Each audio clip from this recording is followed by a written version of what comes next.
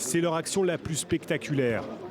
Près de 70 jeunes, des membres de Génération Identitaire, occupent le toit de la future mosquée de Poitiers.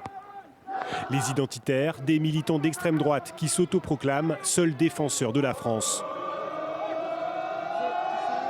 Suite à cette opération, 4 d'entre eux sont mis en examen pour manifestation illégale et incitation à la haine raciale.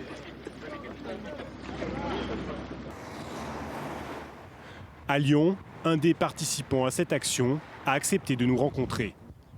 Le rendez-vous est fixé dans la vieille ville, dans ce local où se réunissent ces militants extrémistes. Damien est un des porte-parole de Génération Identitaire.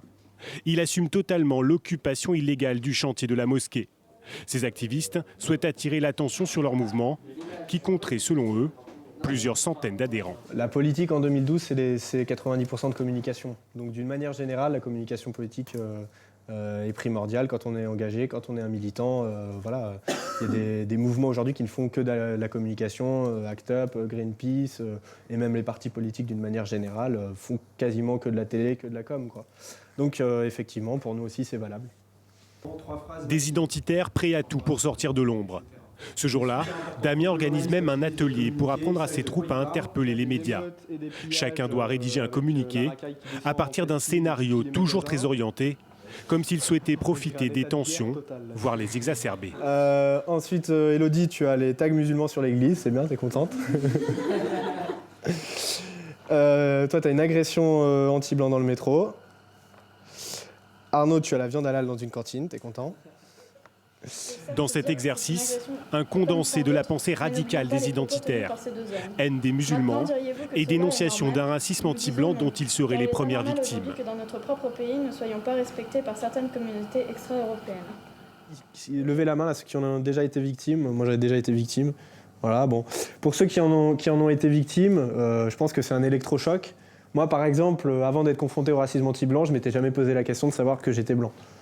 Mais à force de me faire insulter et de me faire comprendre que j'étais pas comme eux, je me suis dit, ah bah ouais, finalement, c'est vrai que je suis pas comme eux, quoi. Eux, pour les identitaires, ce sont donc les musulmans et les Français d'origine étrangère qui menaceraient le pays. L'islam, désormais l'ennemi pour ces militants. À Paris, Sylvain Crépon, spécialiste de l'extrême droite, observe depuis des années l'évolution du mouvement.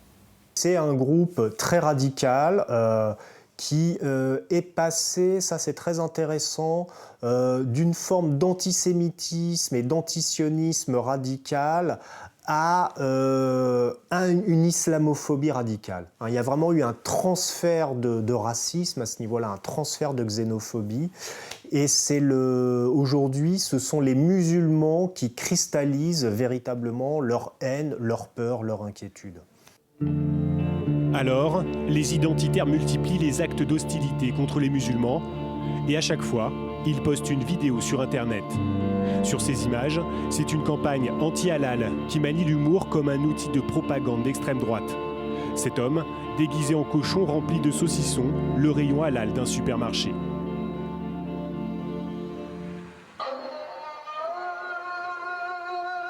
Et ici à Strasbourg, ces militants en voiture réveillent tout un quartier en diffusant des appels à la prière à 6 h du matin. Leur but, susciter la colère des riverains pour empêcher la construction d'une mosquée. Mais sur le web, on trouve aussi ces vidéos plus inquiétantes. Leur camp d'été 2010. Ambiance paramilitaire et entraînement au sport de combat.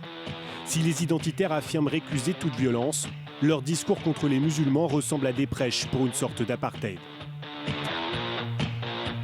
On ne peut pas vivre ensemble, on peut vivre, des individus peuvent vivre ensemble, des peuples ne peuvent pas, des peuples qui sont différents d'un point de vue civilisationnel et culturel, ne peuvent pas cohabiter pacifiquement sur la même terre. Toutes les thématiques que développe le blanc identitaire via sa propagande, qui est très efficace, ne peut que servir le Front National. Je veux dire, l'occupation de la mosquée, qui a eu un écho, un retentissement sans précédent, ne peut, à mon avis, que servir, que bénéficier aux thèses du Front National. Et finalement, on peut se demander si, malgré eux, ils ne font pas la communication de Marine Le Pen, même si celle-ci a pris soin, naturellement, de prendre ses distances avec ce genre d'action.